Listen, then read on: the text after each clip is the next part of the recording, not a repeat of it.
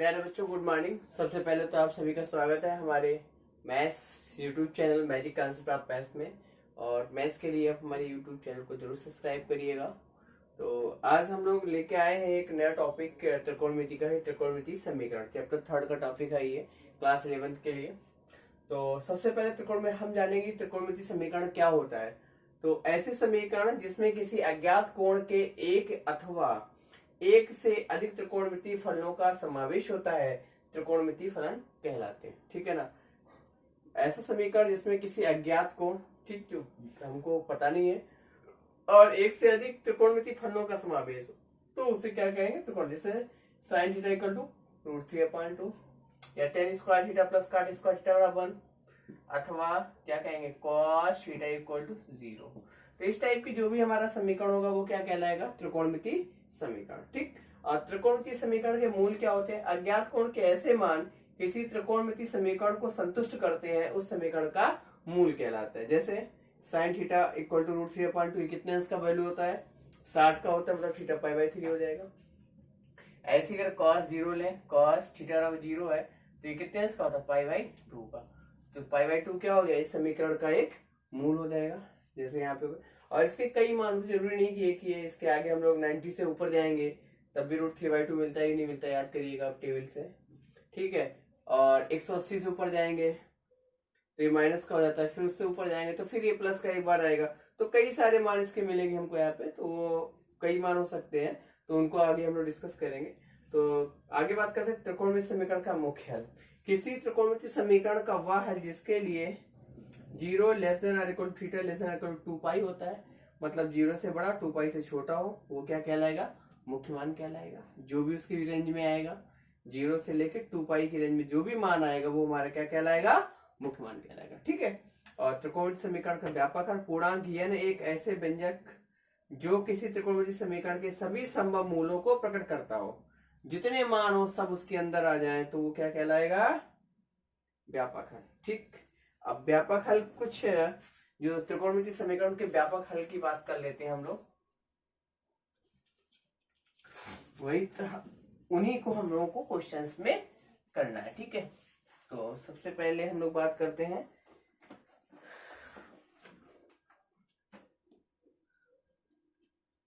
व्यापक हल। ठीक। तो पहला लेते हैं नंबर 1। अगर हमारे पास है साइन थीटा इक्वल टू 0, तो यहां से मिलेगा थीटा इक्वल टू हमको n π, n belongs to i। तो आप याद कर लीजिएगा इसको। अब जब यहाँ 1 रखोगे तो पाई हो जाएगा। ठीक। साइन पाई का मान 0 होता है। 2 रखोगे तो कितना हो जाएगा? 2π हो जाएगा। तो कितना होता है? 0 होता है। तो इस प्रकार से हम लोग इसको साइन थीटा इक्वल टू 0 होता है, थीटा इक्वल टू क्या लिखेंगे? nπ। सेकेंड है कॉस थीटा अगर 0 है तो ये हो जाएगा theta equal to 2n + 1 + π/2 n belongs to i। Okay. Third tan theta equal to 0, तो यह आएगा theta equal to nπ, n belongs to i। ठीक। तो इसको भी आपको याद करना है। फोर्थ वन है cot थीटा इक्वल टू 0, यह आ जाएगा theta equal to 2n + 1 × π/2 n belongs to i।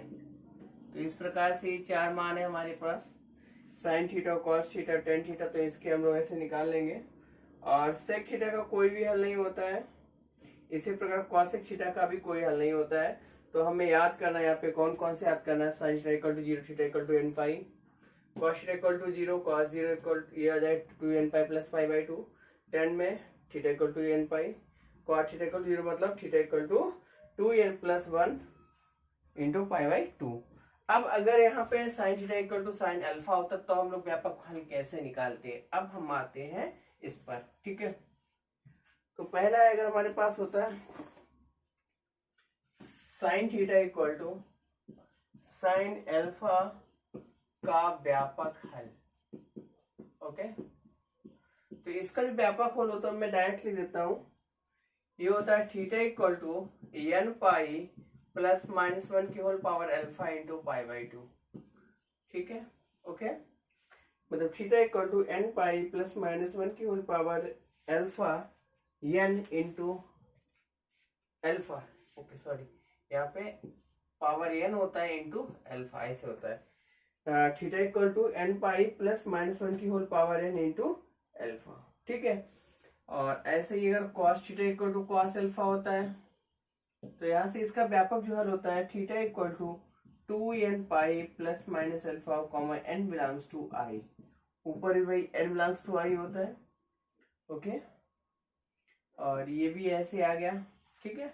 इसके लिए ऐसे ही अगर कॉट 10 में आए, tan theta equal to tan alpha है, तो ये आ जाता है theta equal to n pi plus alpha comma n belongs to I. अगर tan theta equal to tan alpha है तो ऐसे ही लिखेंगे इसको, ठीक।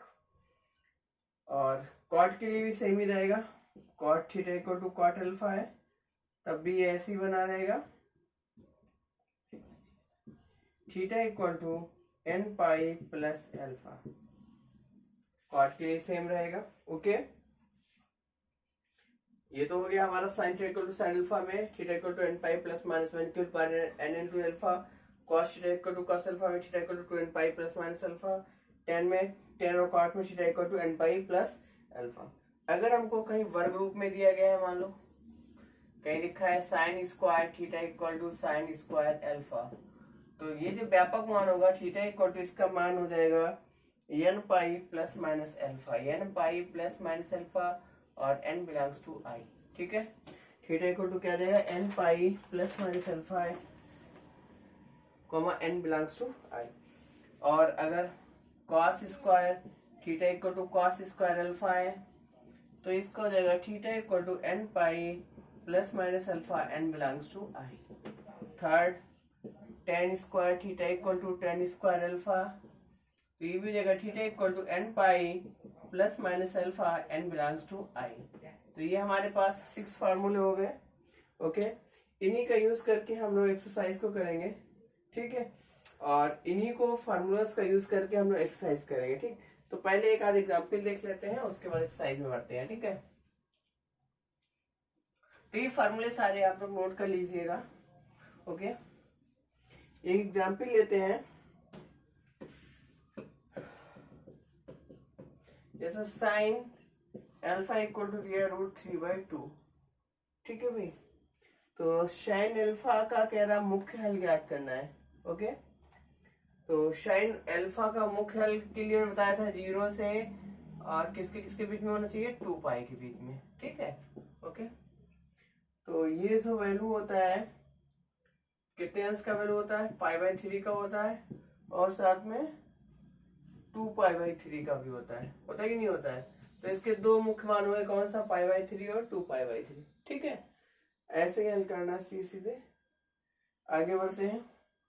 अगर केवल कहता केवल हल करना है, क्या कहता है, हल कीजिए, ओके। तो हम लोग क्या लिखते हैं, sine theta equal to sine alpha, तो यह लिखते हैं sine theta equal to sine पाई/3 लिखते हैं इसको, ओके। इसको लिखे और इसको लिखते theta equal to n pi plus minus one की होल पावर n इंटू पाई/3। ये तो मान होता है theta equal to n pi plus minus one की whole power n into alpha, alpha का मान रख दिया यहाँ पे, ठीक है। अगर केवल हल निकालना होता, और यहाँ पे क्या करें, व्यापक हल निकालना है, तो वही दो ही मान मिलेंगे, ठीक, क्योंकि वो उसका वैल्यू रिस्ट्रिक्टेड होता है 0 से 2 पाई के बीच में। अगर यहीं पे एक और एग्जांपल लेते हैं, टेन एक्स इक्वल टू 1/√3, तो हम लोग इसका क्या लिखेंगे, टेन पाई/6 की वैल्यू होती है। इसका व्यापक हल क्या होता है, n pi theta equal to n pi plus alpha, ये होता है। तो यहाँ से x बराबर क्या आ जाएगा, n पाई प्लस पाई/अल्फा, ये कितना है, पाई/6, इस प्रकार से, ठीक। अब आते हैं सीधे एक्सरसाइज में। एक्सरसाइज हमारा कौन सा है भाई, 3.4, ओके। एक्सरसाइज 3.4 में आते हैं।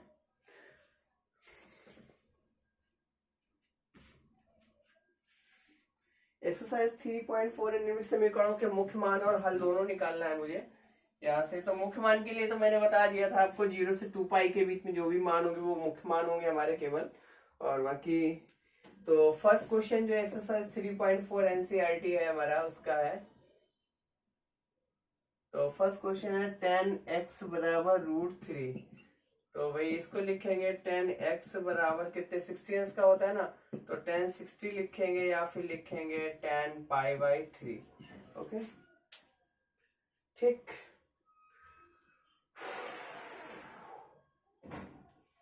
इसके अलावा या फिर 10x बराबर 10π + π/3 लिख सकते हैं, या 10π/3 कितना हो जाएगा 4π/3। हमें कौन कौन से मान मिले यहाँ से, x के दो मान मिले, एक तो π/3 मिला, दूसरा 4π/3। तो ये हमारा कौन सा मान हुआ, मुख्य मान, ठीक है ना, ये मुख्य मान होगा, क्योंकि ये जो है 0 से किसके बीच में है, 2π के बीच। ओके अब व्यापक मान की बात करते हैं। x का व्यापक मान क्या हो जाएगा, tan θ = tan α होता है, तो क्या लिखते हैं थीटा, x लगा लें यहाँ पे, तो x बराबर क्या हो जाएगा n π + α। तो हो जाएगा x का व्यापक हल, या x बराबर लिख दे सीधे, x बराबर n π + π/3 और n belongs to z। Okay n belongs to z। Okay भाई, तो इस प्रकार से इसको निकालना है। तो पहले हमने मुख्य मान निकाली, फिर व्यापक हल निकाली, व्यापक हल सीधे फार्मूला में लिख दिया। ठीक, आगे बढ़ते हैं। क्वेश्चन नंबर सेकेंड,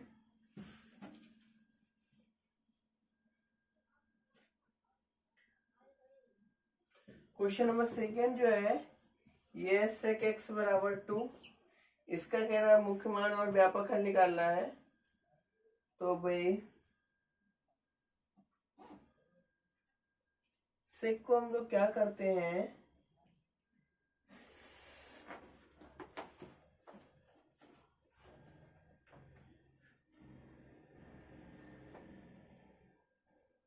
सेक को हम लोग कॉस में चेंज कर लेते हैं। कॉस एक्स इक्वल टू कितना आ जाएगा 1/2, उल्टा हो जाएगा ना इसका, उल्टा कर तो कॉस में बदल जाएगा, और कॉस का जो मान होगा भाई उसके लिए हो जाएगा। तो एक काम करते हैं, तो कॉस ये कितने अंश का वैल्यू होता है बताइए, π/3 के लिए होता है, और कॉस x बराबर कॉस 2π - π/3 करेंगे तब भी ये मिलता है।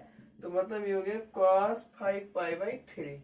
ओके 6 में से 1 घट जाएगा, तो x के मुख्य मान हमको क्या मिले π/3 और 5π/3, ये हमारा क्या हो गया मुख्य मान। ठीक है, अब इसका व्यापक हल लिख लेते हैं। व्यापक हल क्या हो जाएगा भाई, cos x = cos अल्फा, तो क्या लिखते हैं x = 2nπ ± अल्फा, तो x बराबर हो जाएगा 2nπ ± π/3, ये इसका मान हो गया। ठीक है, इस प्रकार से करना है।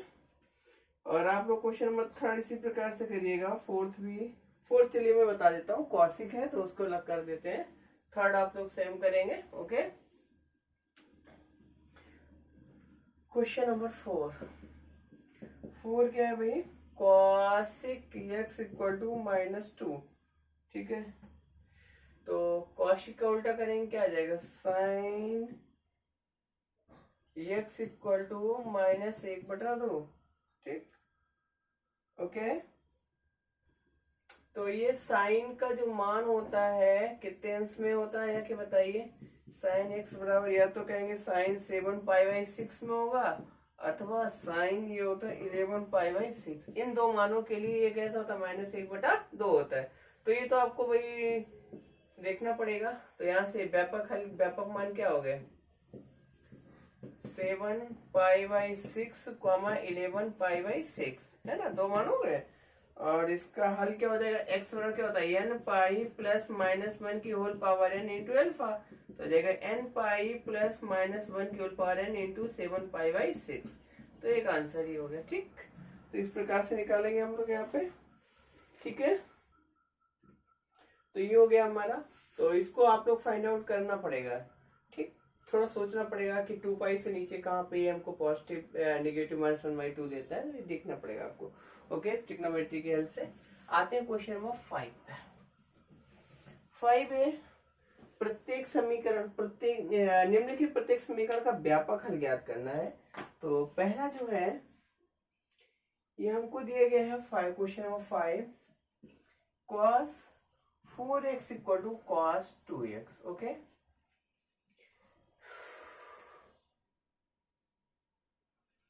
तो अभी मैंने बताया cos x इक्वल टू और cos अल्फा होता है, तो इसका व्यापक मान क्या होता है, x equal to 2n pi plus minus alpha.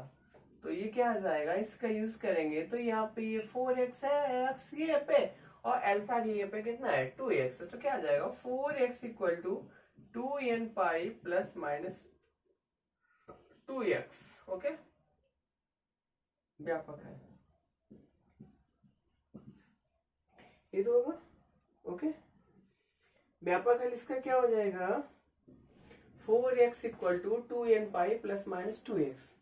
अब भाई 4x बराबर किसके है, 2n pi plus minus 2x के, तो पहले पॉजिटिव साइन लेते हैं। ओके, तो प्लस का लेंगे तो 4x बराबर 2n पाई प्लस 2x हो जाएगा, और ये 2x इधर आके हट जाएगा, 2x बराबर किसका जाएगा 2n पाई के, x बराबर किसका गया n पाई। एक तो आंसर ही हो गया, ठीक। और यहाँ पे जो n होगा n belongs to z। Okay, दूसरा क्या हो जाएगा, 4x बराबर 2n पाई माइनस 2x लेंगे, अगर निगेटिव साइन लेंगे हम लोग, ठीक। क्या करेंगे, निगेटिव साइन लेंगे तो क्या हो जाएगा, इसको इधर लेके आएंगे तो 6x बराबर 2n पाई हो जाएगा, x बराबर कितना हो जाएगा 2n पाई अपॉन 6, या कहेंगे x equal to n pi by 3। तो दो मान मिल गए, n बिलोंग्स टू z। तो क्या क्या मिला हमको इसका व्यापक मान, x बराबर n पाई और x बराबर n पाई बाई 3। ओके, अब बढ़ते हैं आगे, क्वेश्चन नंबर 6।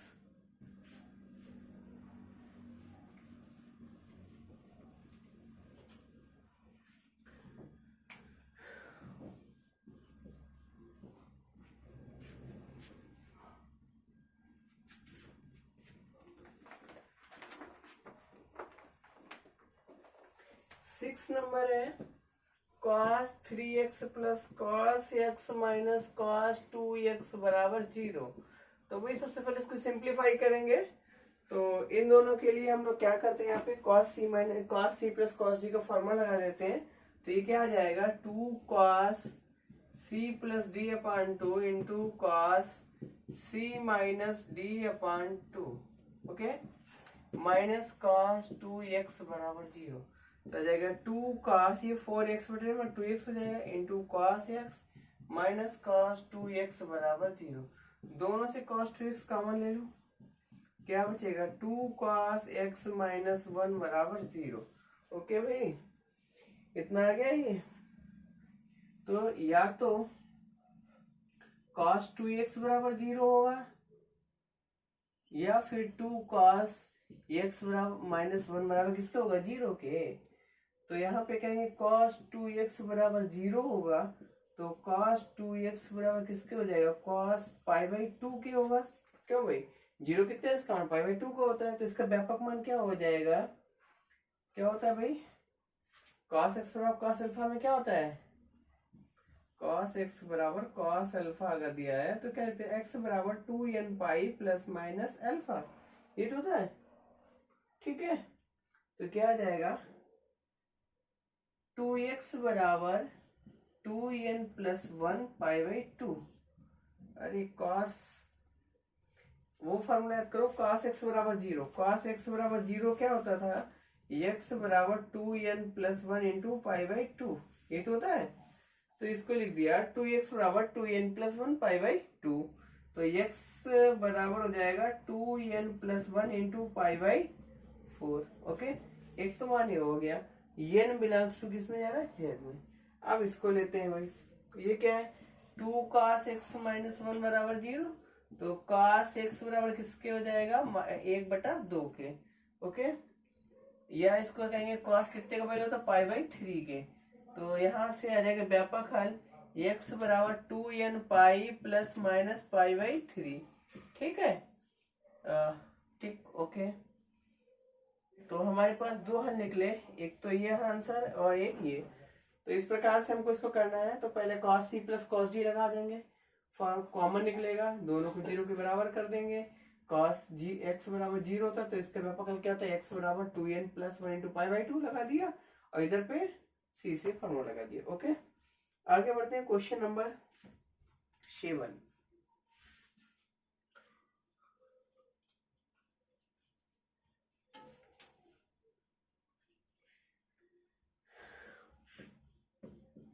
क्वेश्चन नंबर 7 है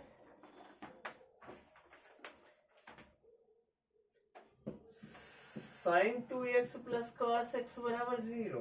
ओके, तो एक काम करते हैं, पहले तो फॉर्मूला खोल लेते हैं इसका। 2 sin x into cos x होता है कि नहीं होता है, और प्लस cos x बराबर 0, दोनों से क्या कौन मिलेगा, cos x। क्या बचा है, 2 sin x प्लस 1 बराबर 0। तो ये तो cos x बराबर 0 होगा, अथवा 2 sin x प्लस 1 बराबर किसके हो जाएगा, 0 के। ठीक है, तो cos x बराबर 0 लेंगे तो यहाँ से x का मान कितना हो जाएगा, ये बताया था 2n plus 1 into pi by 2। एक तो मान ही मिल गया। ठीक है, इसके लिए अब इसको लेंगे तो क्या लिखेंगे, 2 sin x बराबर -1। sin x बराबर कितना हो जाएगा, माइनस का 1/2। और ये कितने अंश का वैल्यू होता है बताइए, sin 7 पाई बाई 6 का। क्यों भाई, किसके कितने अंश का होता है, नियरेस्ट 7 पाई बाई 6। तो यहाँ से x बराबर क्या आ जाएगा, n पाई प्लस -1 की whole power n into 7 pi by 6। ये होता है x theta equal to n pi plus -1 की whole power n into alpha, और एल्फा की वैल्यू कितनी, 7 पाई बाई 6। तो इस प्रकार से इसको आपको करना है। आगे बढ़ते हैं क्वेश्चन नंबर 8 पे।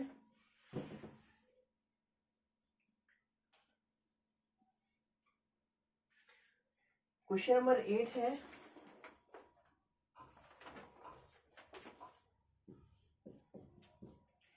sec square 2x, sec square 2x बराबर 1 माइनस टेन 2x। ओके, तो sec स्क्वायर x को ब्रेक के लिख दिया, 1 2 10 2 square x equal to 1 minus tan 2x।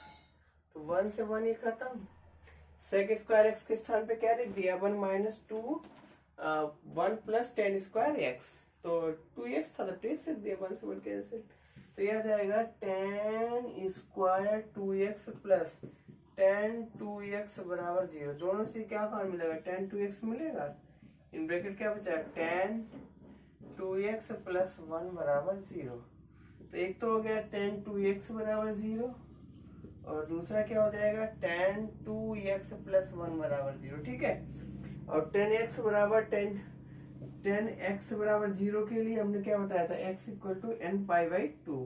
ये तो था n पाई था, n पाई, x बराबर n पाई। तो क्या जाएगा, 2x बराबर n पाई, या कहेंगे x बराबर n पाई बाई 2। एक तो आंसर ही हो गया। ठीक, अब इसकी बात कर लेते हैं। तो टेन 2x बराबर किसका आ गया, -1 के। और ये तो मान पता ही कितने का होता है, टेन 3 पाई बाई 4 का होता है। और इसके लिए क्या हो जाएगा, 3x बराबर n पाई प्लस एल्फा, और एल्फा का मान 3 पाई बाई 4 है। तो x बराबर क्या आ जाएगा, 1/3 n pi plus 3 pi by 4। Okay, इस प्रकार से। तो यहाँ पे -1 आ गया, -1 कितना, 3 135 का होता है 135। तो 3 पाई 4 लिखते हैं और सी से फॉर्मूला कर दिया। फॉर्मूला एक बार लिख देते हैं, टेन थीटा इक्वल टू, अगर टेन अल्फा होता तो क्या होता है, theta equal to n pi plus alpha. Okay, तो सी लिख दिया इसको। ठीक है, अब आगे बढ़ते हैं। ओ, ये 2 है, यहाँ पे 2 कर लीजिएगा, 2 और ये 1/2 आ जाएगा। ठीक है, टेन 2x बराबर टेन 3 पाई 4, 2x बराबर n पाई प्लस 3 पाई 4। तो x का वैल्यू ये आ जाएगा। ठीक, अब लास्ट एक्सरसाइज का क्वेश्चन है, क्वेश्चन नंबर 9।